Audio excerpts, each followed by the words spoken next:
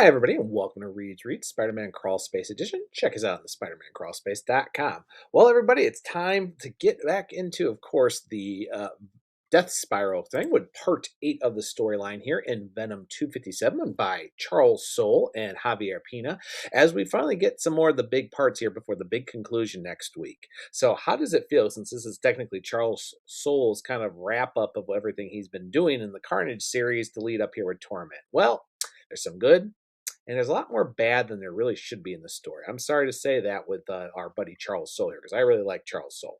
So let's get into the pros. First of all, I do like the fact that right away we kind of get the Aunt May I actually like, the one that actually does work, doesn't do the oh dear and oh someone save me, which was obsessed with for a long, long time in Spider-Man, or the reason was to come back. I like the fact she actually thinks straight here, knocks Carnage, gets to the area, and she knows how symbionts work. I actually couldn't really like this little part. I wish we got a little bit more of this with Aunt May that we don't see really, honestly.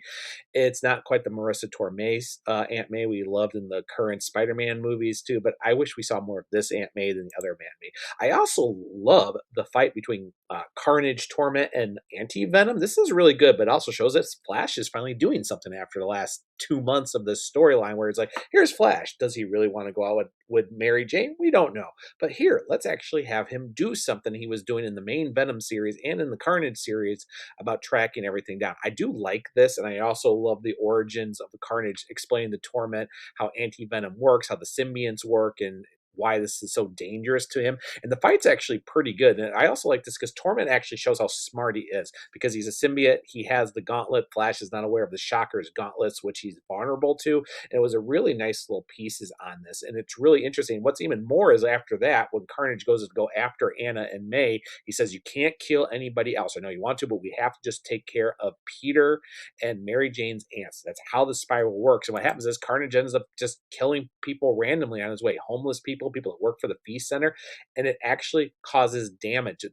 His powers, whatever they are, the spirals hurt him. When the deaths are too random, he has to stay focused.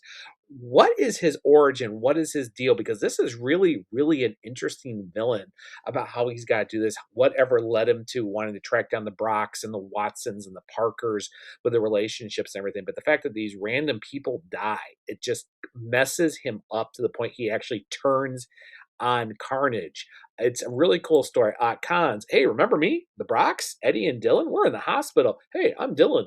I'm on my phone because I'm a teenager and I like to be on my phone. And I'm Eddie Brock and Nerd's president. Oh no, there's a big thing. Hey, I don't know what happened after we got our butts kicked and the symbiote pretty much pulled itself off of me from Carnage. But we got to go do something. That's great. Thanks, Charles. Anyhow, I do like the fact that we actually do, but Carnage just shows he's an idiot. One thing about the symbiote, whether it is Clueless Cassie, the actual Carnage symbiote, it's been established he cannot control his impulses. He has to kill. He has to maim. He has to cause so much damage. And here it almost cost him life.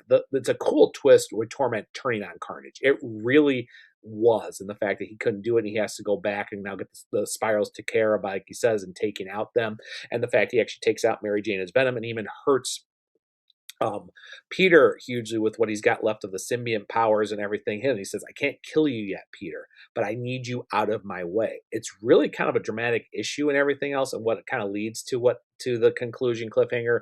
But here we have Carnage 3.0. I want to say Spider Carnage 3.0 because the original Carnage, and I remember Spider Carnage from the Ben Reilly Spider-Man series and Venom and everything worked there. And it was a big plot at the end of the 90s series. And there's been other versions of Spider-Man Carnage that's been going on here. But the fact that the Carnage symbiote, which is dying, it tells Peter, you're dying too. We need to help each other. And the truth is, Peter's not dying, but he's so badly injured, he's not thinking straight. And we have it. The thing is, everything with Torment, even the parts with the battles between Flash, Thompson, and Torment are really, really well done. The twist that happens with Torment betraying Carnage is good. I like the fact that his powers are a curse, and the fact is they're causing him. And the reason why he's killing Torment is for this is because he has to do it, or it will hurt him and cause pains if there's too much unquestionable death. He has to have these patterns. We don't know why he's doing it. And that's been the biggest strength and the biggest weakness of the storyline, is what is Torment's reasons? What is his origins? And here we are now, 8 parts, 1 issue left to go.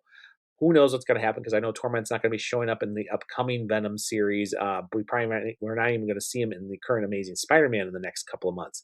So who is he? Why is he doing this? What is his origin? And it's just too much thrown out. And like I said, the fields with Eddie and Dylan Brock still important to the storylines. Even Torment explaining killing Paul, what it really kind of messed things up for him. But as he said, it kind of was a quick kill because it doesn't cause the pain. And now we get why. But who is Torment? Why is he doing this? We still don't know. It's a great mystery, but this storyline is going to be over in a week. That's not good plotting. It's like it's trying to do these storylines and it's just can't get it control. And I love Charles Soule as a writer. But this issue is probably the weakest out of all of them. It's got indention. So I actually, out of all the other issues, I've been giving this a solid B. I give this a C plus. Artwork is great. I love the battles. I love the mystery with Torment. But there's just so much as we're about to get to the end of this storyline, and now all this is coming about Torment, and now we still don't know. And then the whole little ending here with the new Spider Carnage 3.0 with Peter. Let's sell toys, folks. Let's sell variant tab. That's how this feels. It's not bad, but boy, consider we're one issue away and all this cool stuff happens, but then feels like we got all this, oh, hey, remember these characters? I think we could have done better on that. So I'll leave it at that. So C plus for part 8 of Spiral. And on that note, everybody, if you want to check us out and comment on this, please definitely give me a like and subscribe on this channel here, as well as check us out on our Discord website and, of course, our social media. Please do. I always love listening to comments and everything else.